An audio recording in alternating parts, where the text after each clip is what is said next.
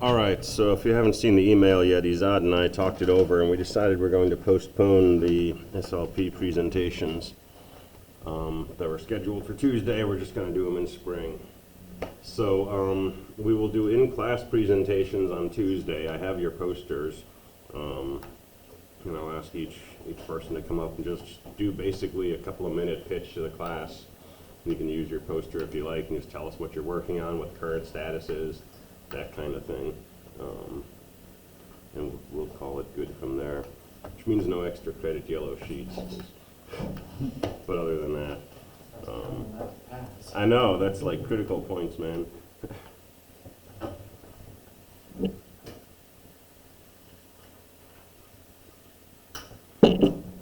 All right, so questions so far? All right, well, let me run through one more example of Quicksort, and then I'm going to have you break into groups and play around with this.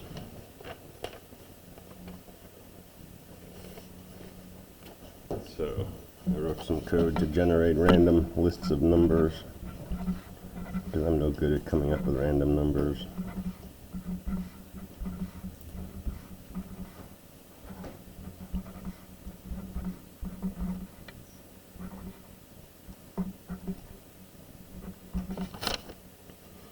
So let's play with this list. So I'm going to put a square around a pivot, and I'm going to draw arrows from the left below and arrows from the right above. So we start off with the left, and we look at our first number, and we're looking for numbers that are smaller than our pivot.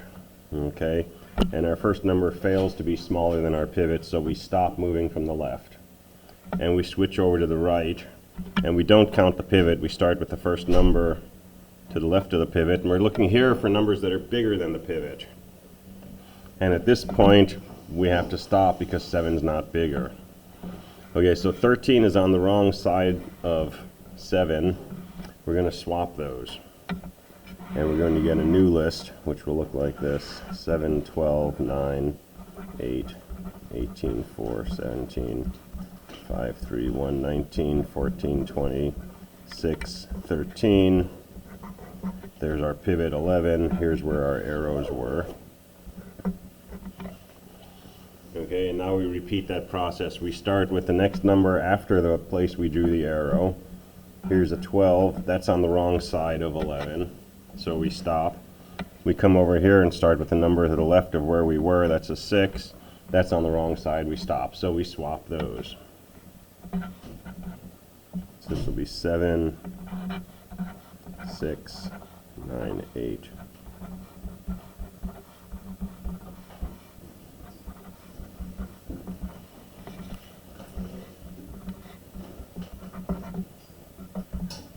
And so we had those, and we had those, and now we continue. So we look at the 9.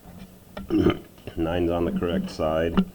8's on the correct side. 18 is too big, so we stop. 20 is bigger than 11. 14's bigger than 11. 19's bigger than 11. We get to 1. 1's on the wrong side, so we're going to swap the 18 and the 1. So now we have 7, 6, 9, 8. The 18 swaps with the 1. 4, 17, 5, 3. The 1 swaps with the 18. 19, 14, 20, 12, 13, 11. And our arrows are still where they were. All right, come back to the left again. Smaller than 11, not smaller than 11. So we stop moving from the left, go to the right. There's a 3, that's in the wrong spot because that's smaller than 11. So we're going to swap the 17 and the 3.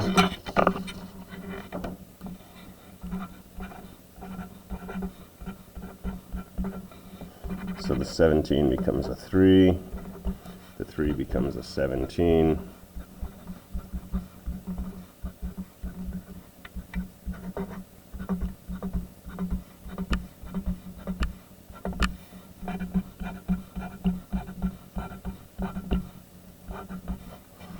Go back to the left, try the 5. The 5 is smaller than the 11, move one more spot, and now our arrows have met, so we're done.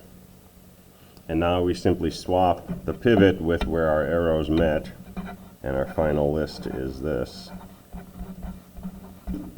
So there's the 11.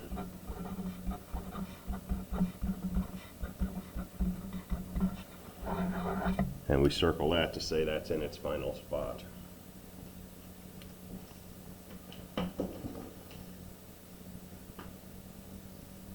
Okay, so that's one pass, and that's all we're going to play with today. But what we would do at that point is we would go ahead and we would pass this to Quicksort, pass that to Quicksort, and then we're done. Okay, and each of these that we pass to Quicksort will have a shorter length than the original list, and so this will finish after some number of iterations.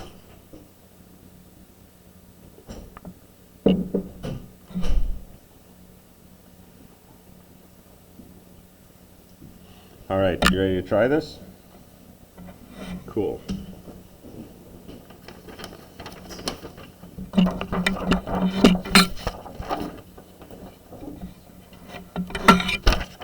All right, so I will put up a list of numbers. Go ahead and find a spot on the board, find some friends, and let's start with a first pass, and we'll see how it goes.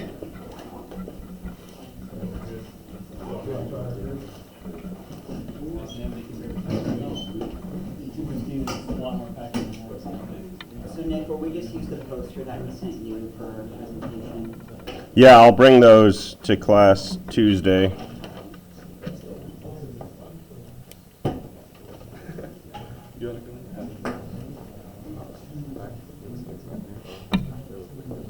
Yeah, there's space on the left. Tired, I got up at 5:30. I'm back. Yeah, I was. Probably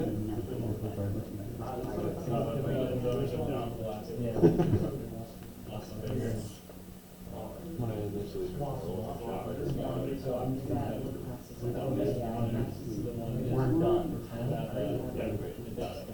I'm on the waiting list. But I guess I didn't really. Oh wait, is that a 17? Yeah, it's a 17. My bad.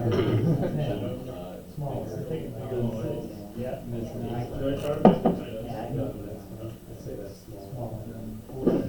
Oh, where like the numbers.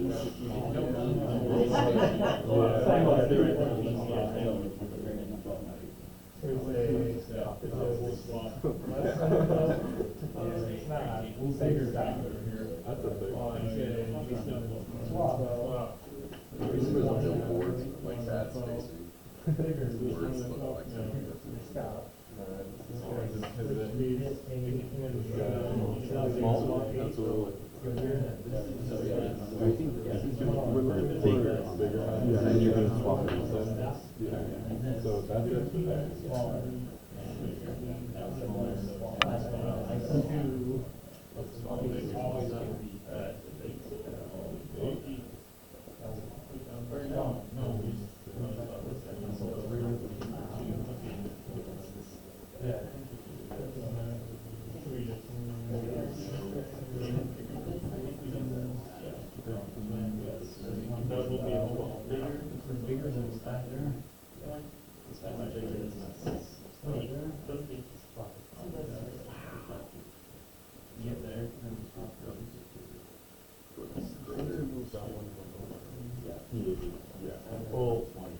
And unless you're really sure about this, it may be worth rewriting it each time that you swap, in case something goes wrong.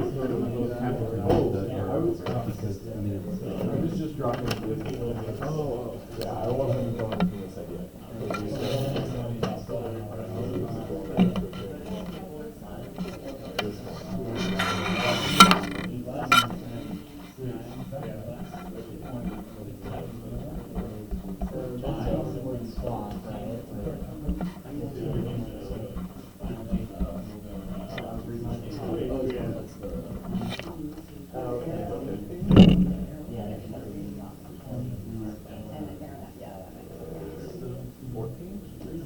We're just doing one pass, right?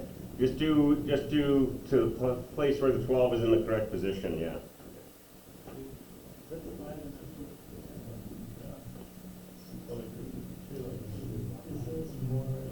This side is less. It does have a visualize it. It is. I wrote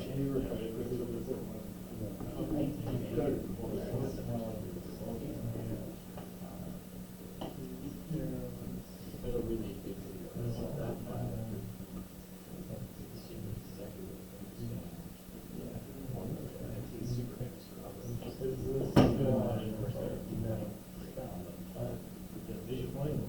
I'm so going to have a really good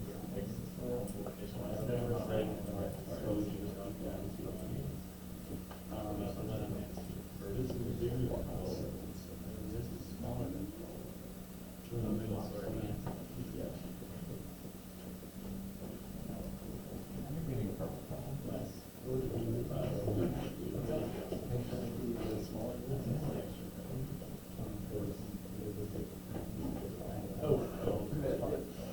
it's gonna keep doing this. Oh, I knew what I was doing. I'm swapping those. Oh, yes, good job. It was a test. Go back here. Go back here. I think that's well, because they met at 9. Yeah, good call.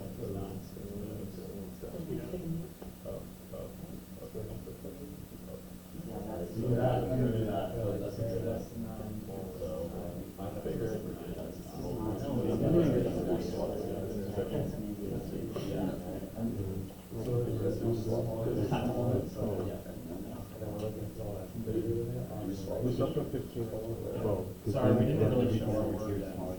This was a 5.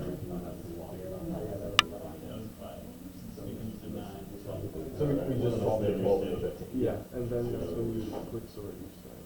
Yeah, correct. I think it's because it's basically just like order n for each pass. Oh, we put it off the. I don't know, like, I get like the order custom. Right, it's not When the you go to it seems like there's more steps to this than a bubble sort. everything ready.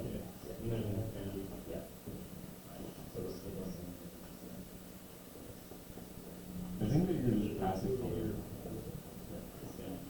I think the important thing is that you're not passing through the same thing several times. Like with the bubble sort where you're going through, even if it's sorted, you're going through it like a ton of times. But like you might go through this a ton of times if it's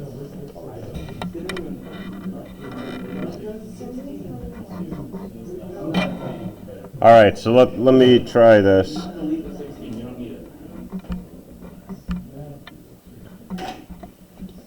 So the 8 and the 18 swap first, right?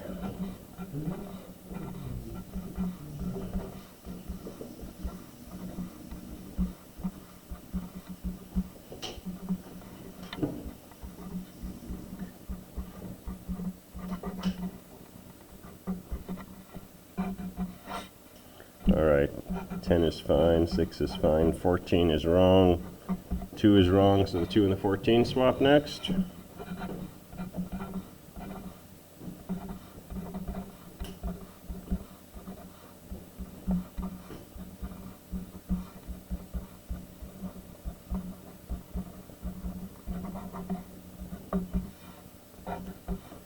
All right, 20 is wrong, stop there. 5 is wrong, so swap the 5 and the 20.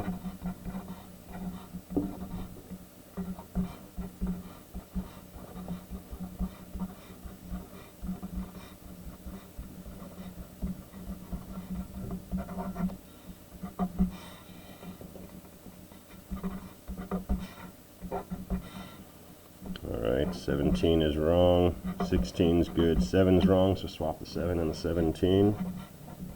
If I make a mistake, you gotta tell me.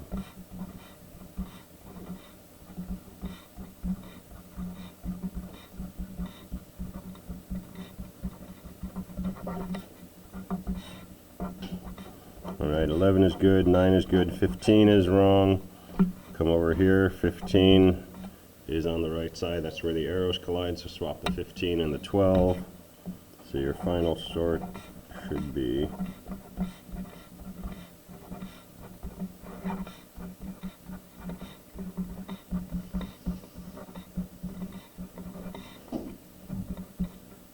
like that.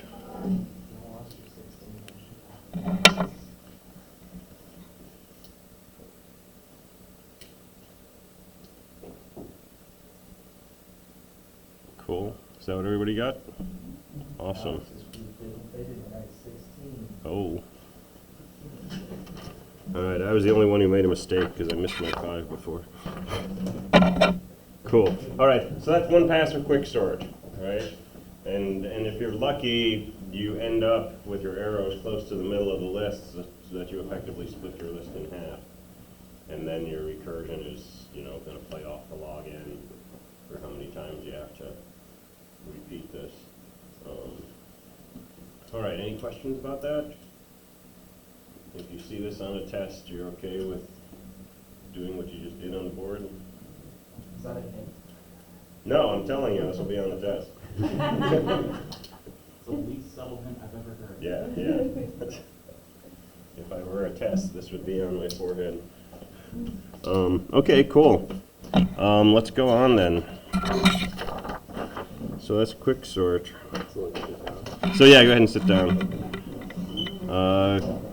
Yeah, if you can erase the boards too, that's good.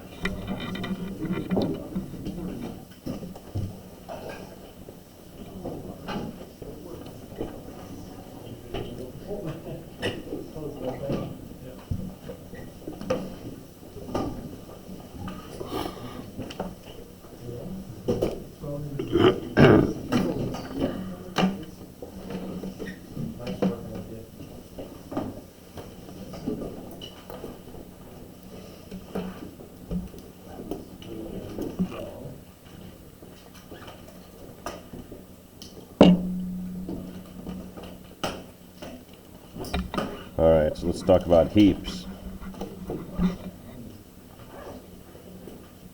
So heaps are a fun structure to play with because they're like really sloppy. It's almost like literally just a heap of numbers. Not a whole lot of structure to them. And there's two kinds of heaps, and everything that we do for one we can do for the other. We just have to sort of switch things around. So there's max heaps and min heaps.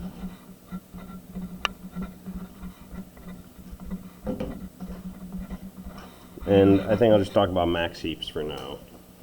But we could repeat this lecture for min heaps, and you just, where there's a max, there's a min, where there's a greater, there's a less than. It's perfectly symmetric. So let's talk about a max heap. A max heap is a binary tree.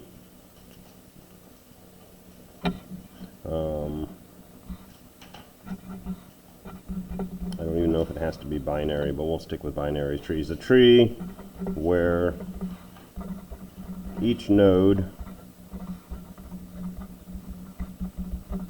satisfies the max heap property.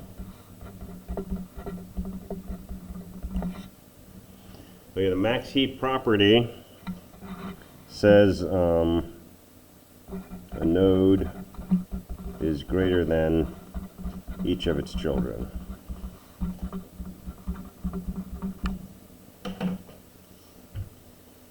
And there's no notion of, you know, left node has to be bigger than right node or anything like that. The only requirement is each node has to be bigger than its children. So it's like a lazy binary search tree kind of thing.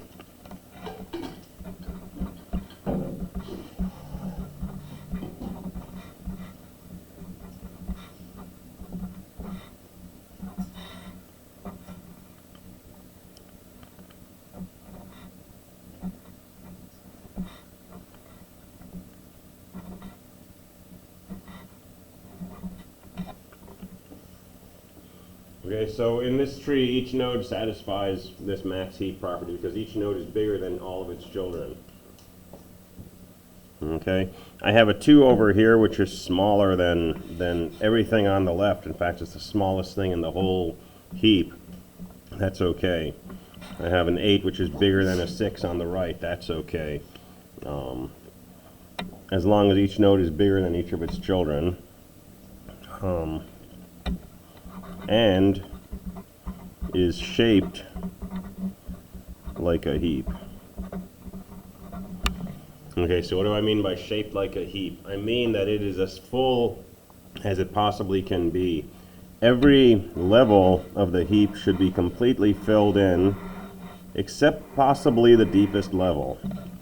If you don't have enough to fill in the deepest level, it's not going to be filled in, but it should be completed from left to right. So I cannot have a node hanging off here on the right of 2 unless I also have a node on the left and 2 nodes off of 11. Okay, and I can't have anything on this level down here until the prior level is completely filled up.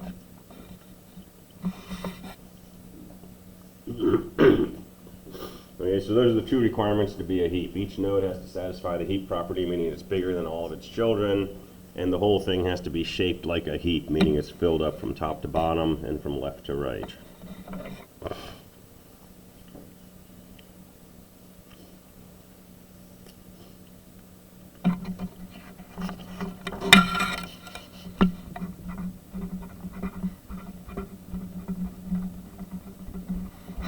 All right, so heap operations. First thing we can do with a max heap is we can find the largest value in the collection of numbers. So where do we find the largest value? It's got to be at the root, right? If there's a node that has a parent, it's going to be smaller than the parent. So the only thing that can't be smaller than anything else is the thing that has no parent, that's the root. So maximum value is the root. So if we want to pull data out of our heap in decreasing order, it's easy to start, just grab the root.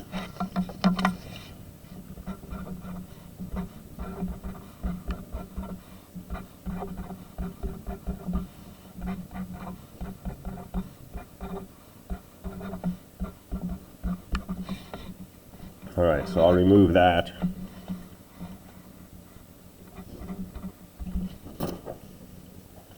Well, once I remove this node, it's no longer shaped like a heap because this first level is not filled in. So I need to somehow change it.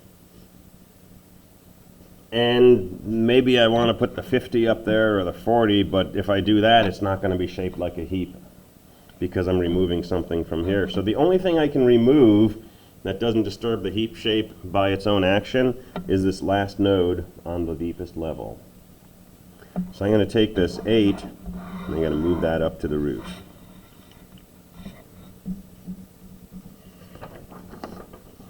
And so now my heap is going to look like this.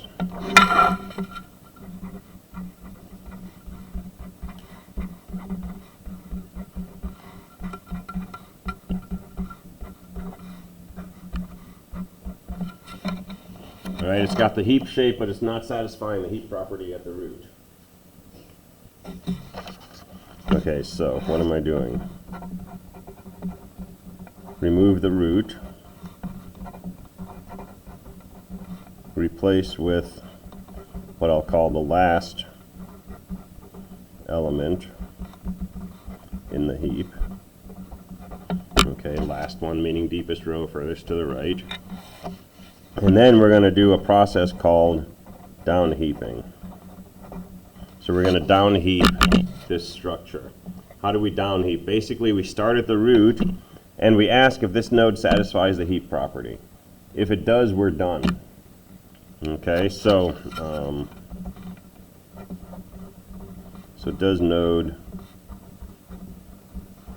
satisfy the heap property? If no, swap with the largest child and move down and repeat. Okay, so 8 does not satisfy. We're going to swap it with the largest child, which is 50. We're going to move down to that node we just swapped, and we're going to ask again, does that node satisfy the heap property? It does not. We're going to swap with the largest child, which is 45. We'll move down to the 8. Does that node satisfy the heap property? Yes, so we're done. And we got a heap again.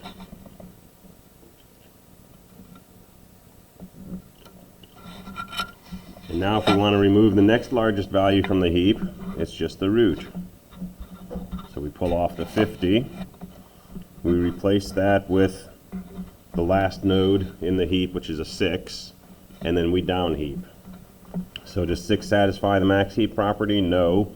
So swap with the largest child. That'll put a 45 here and a 6 here. 6 is smaller than 20 and 8, so swap with the largest child, which is 20. And 6 is smaller than 10 and 15, so swap with the largest child. And so there's our new heap. So let me redraw it at this point.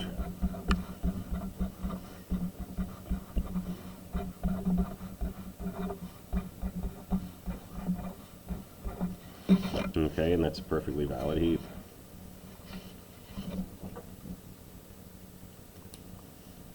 So we can keep doing this. We keep pulling off the root, take the last node, put it up where the root is, and then down heap.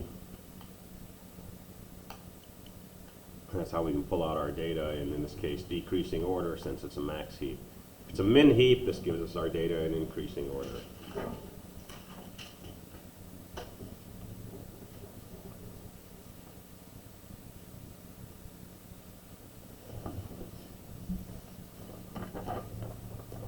All right, good with that? All right, so to insert into the heap, add a new node to the last position, and then up heap. So let's insert the number 25. Okay, the last position is right here. That's the leftmost position on the bottom row. And to upheap, we say, is this number smaller than its parent? And if it's not, we're going to swap. So that becomes a 25 and an 8. And now we look at the 25 and say, is that smaller than its parent? It's not. So we'll put the 20 there. And the 25 goes up. And is that number smaller than its parent? Yes, it is. So we're done, and we've got a heap again.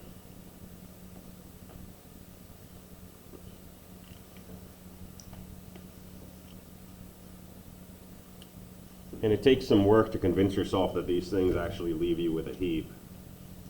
But the fact that it's a heap to start is a significant factor, right? Since I'm adding something new down here, I know that everything above here is smaller than everything that's above that in the tree.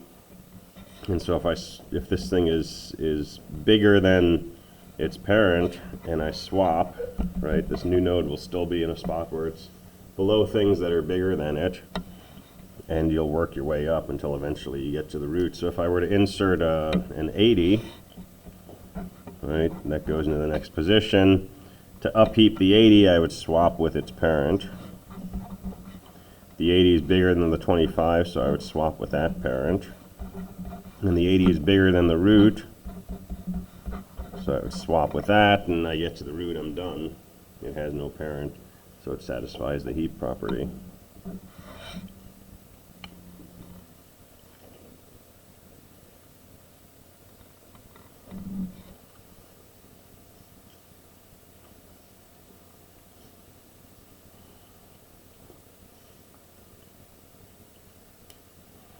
All right, so if you want to delete something, if you want to extract the largest thing from the heap, how much work is involved? Well, you take the value that's at the root, that's easy. You have something pointing to the root. You grab the last thing, well, you have to figure out where the last thing is, but at most it's whatever the depth of the tree is, the height of the tree, right? The depth of that last node. You have to work your way down to that, move it up to the root, and then to down heap, you have to do at most, roughly h swaps, where h is the height of the tree. So it's some constant multiple times the height of the tree, which is log n. And there's no issue of balance here because the heap shape guarantees that this tree is always as full as possible. which means if you have n nodes, the height of it is always on the order of log n. Right? We can't have a degenerate tree where everything's a big, long, sideways linked list, for example. So this is very efficient. Okay, log n to access, log n to delete,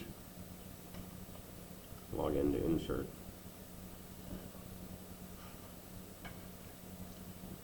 Yeah. Is this the case where you want pointers to go next to and throughs? Well, it's nice to be able to move up and down the list, right? So having bidirectional pointers in your tree would definitely be helpful. We're going to actually see a slicker way to implement this that has nothing to do with pointers. This would be a little bit more expensive than, say, searching a binary search tree, just because you have to actually move values rather than just move traverse.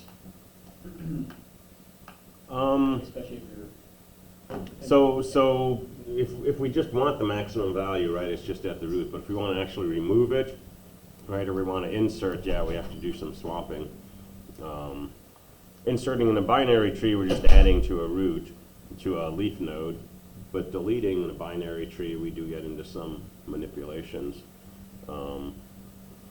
What a heap is terrible for, though, is searching. Right? If I want to just know, is there an 11 in my heap, there's no efficient way to do that because I have no inherent organization. I don't know if it's to the left or the right of the root, so I have to search both subtrees. And it's going to be basically an order n, but with a lot of recursion mixed in.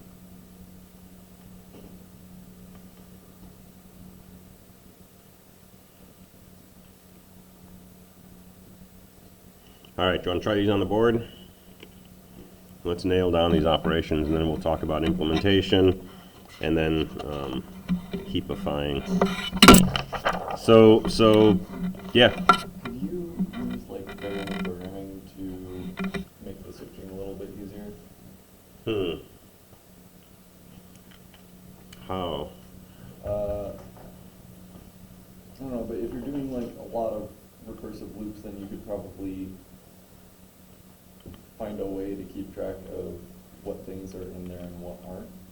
So if you had a static heap, and if you weren't changing it for a while, yeah, you might be able to do an expensive search one time and then somehow do something to record how you found this thing before, which might end up with something like building a binary search tree that goes along with the heap.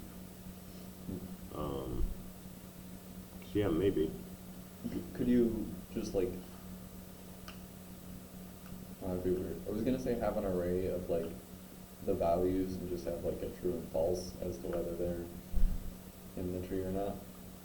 Yeah, if you want to do Like efficient a- search, there's things you can do like that. I mean, if you have integers and it's a small range, you can do something like that. Yeah. If it's an unlimited range, effectively, Yeah. then that becomes a problem. But yeah, if you know things about the nature of the data, there's often tricks you can do to do pretty efficient search or even modification. All right, so let's make some heaps. So go find a spot on the board again. And we'll start off with an empty heap, and we'll just start inserting some things in.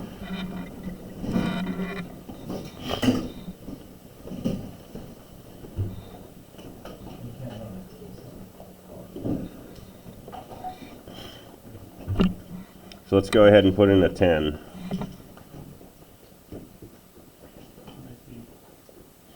Good heaps. All right, so not a lot of options there. 10 is going to be the root. It's the only thing in the tree. Okay, go ahead and put in a 5.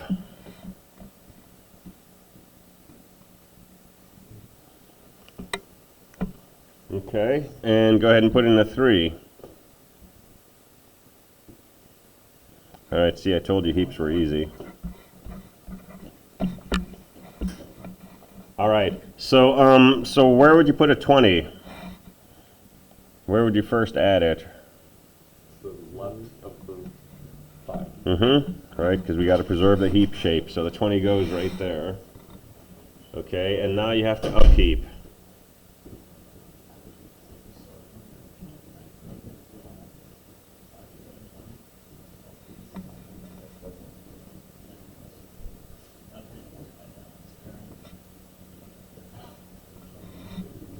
It's not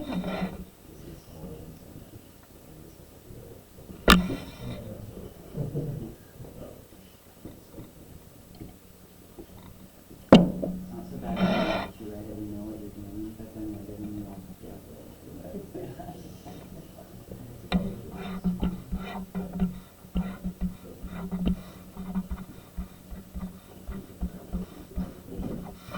All right, so we got 20, 10, 3, and then 5 at the bottom. Oh, arrows make that a lot more readable. I don't know, I decided they didn't, but I'd already put them down. Oh, okay. All right, so that's a perfectly good heap. So add a 15.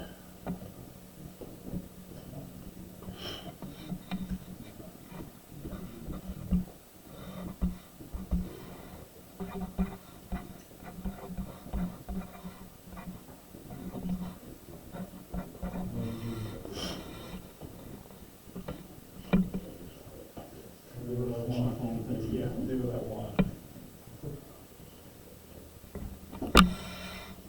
Hope I don't get deleted. Oh, you broke your number. I'm messing with you because you did not do All right, make sense? Yeah. It's really not that, it's no harder than that. Go ahead and put in a 7.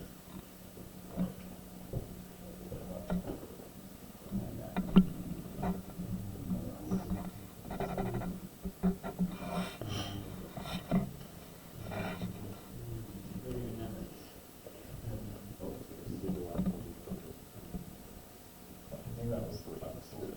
Yeah.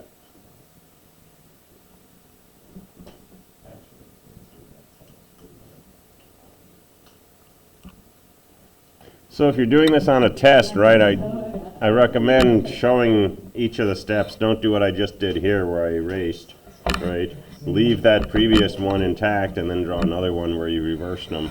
But for a whiteboard, right, you can take advantage of the whiteboard. All right, so add a 50.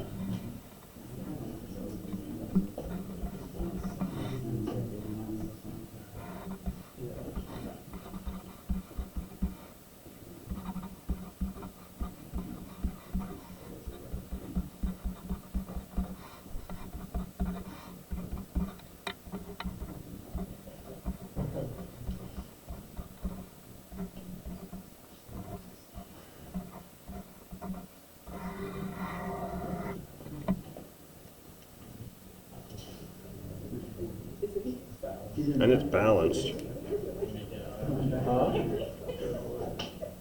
We don't care about balance, but it is balanced. Most times that you're like storing data, you're gonna want to search it, right? Not necessarily. Whoa, you got extra links, man. It's edgy. All right, so it's pretty straightforward. Yeah. All right, so delete the 50 and see where that leaves you.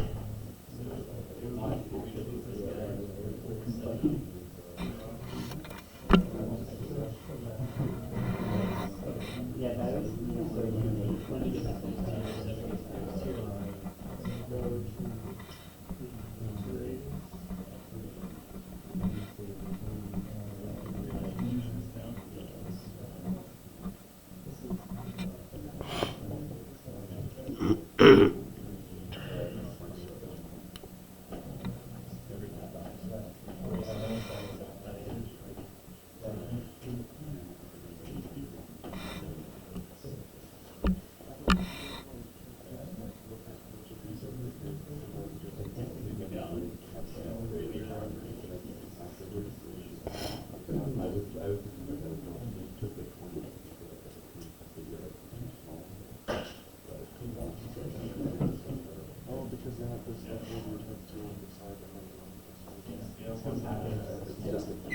Does that make sense? How you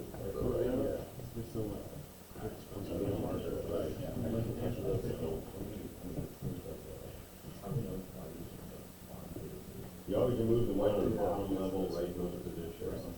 Yeah. I don't know. Maybe look for you.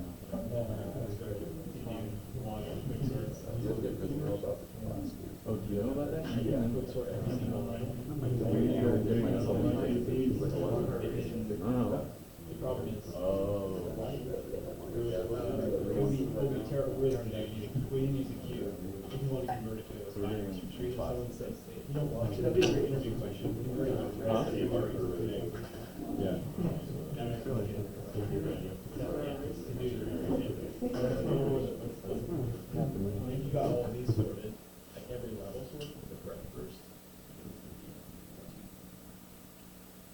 Seems like a pretty chill day though. Like if you're just in. All right, so we're gonna move to 20 here. I'm not really. That's good.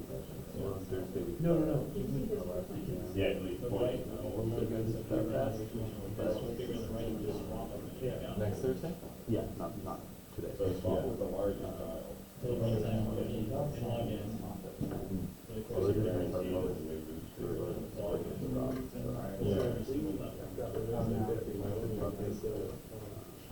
You always replace it with the thing on the lowest level, right most position, and then you down. And if you replace it with 20, then we got a hole.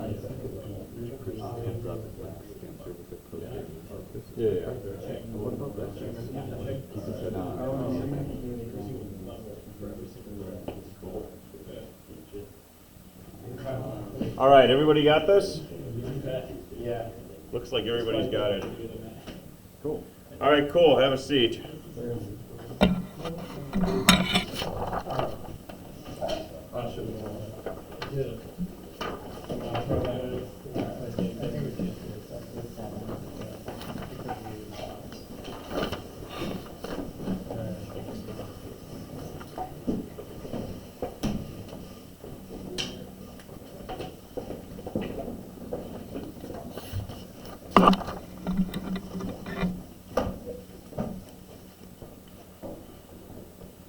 All right, so why do we care about heaps? They're hard to search, but they're useful for organizing data from smallest to largest or largest to smallest.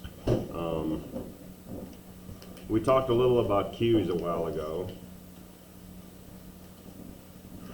And a queue serves things in the same order the things go into the queue, so first in, first out. But there's a thing called a priority queue, okay? In a priority queue, you have things entering a line in order, but things going into the line have different priorities. So you can be like a preferred customer, or you can be a run-of-the-mill customer. And maybe preferred customers get to go to the front of the line, right? So you're standing in line, and preferred customer comes in, and they get to go up to the front of the line and get served first, okay? So in an operating system, when you're scheduling jobs have different priorities. If you look at the process list with a PS or with a top, there's actually a priority number associated with jobs. So this PR, that's the priority, okay? High numbers are lower priority, zeros are usually operating system processes, and negative numbers are very high priority. Right, so the thing processing the Wi-Fi is got a super high priority, and all the things for Nick have really low priority. So when it's time to get a new job to give it a slice of time for the CPU, right, the things with higher priority get precedence. So there's probably something like a heap, which is storing a list of jobs based on their priorities, and the highest priority job is always sitting at the top of this max heap. And so the operating system doesn't need to search for processes in this structure. It simply needs to efficiently know which process is got the highest priority right now. And it just pulls the one from the top of the heap and adjusts the heap, and it goes off and runs with that. So heaps are often used for implementing priority queues.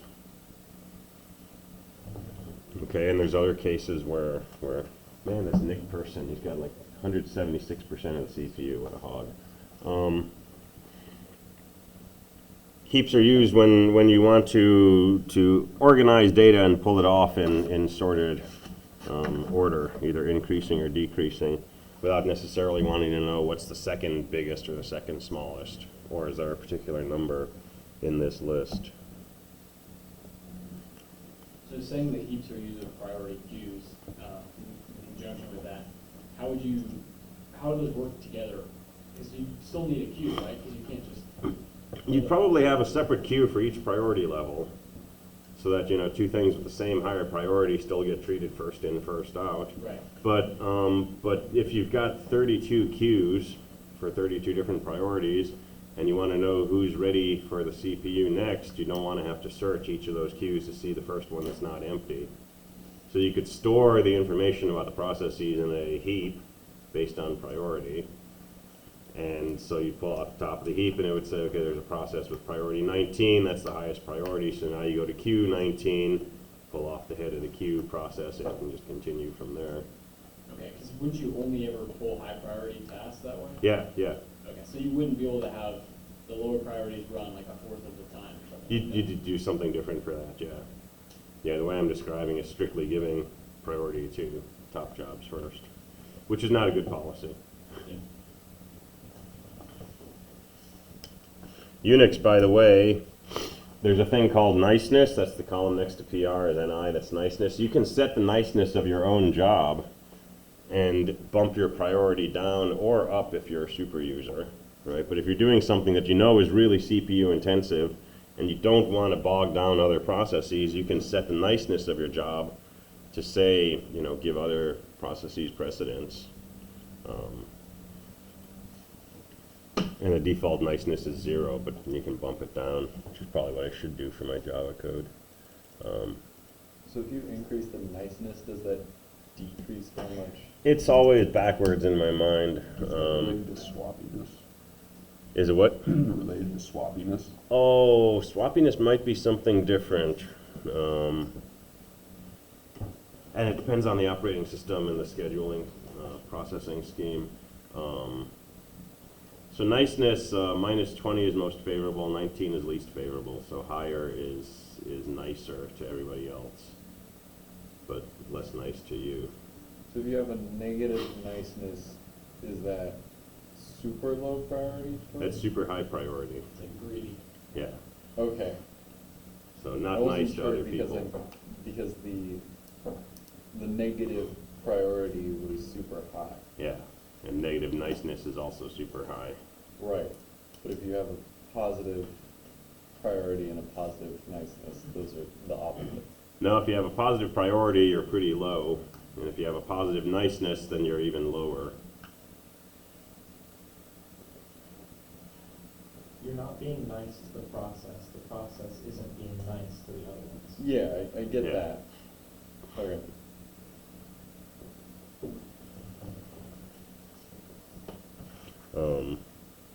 So it should tell you in here if you're not a super user, you can only set positive niceness.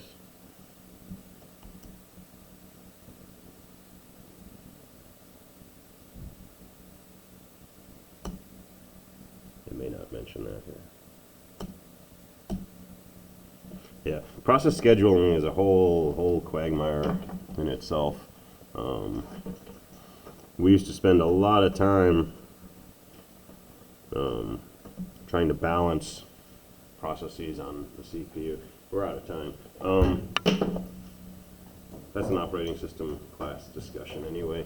All right, so tomorrow is open lab, okay? Monday we'll go back and we'll finish talking about heaps, heapifying and implementing heaps. Tuesday we'll do SLP presentations in class, and then we'll probably do a few more sorts. Definitely talk about a radix sort on Wednesday. All right, have a good day. I will see you tomorrow if you come in.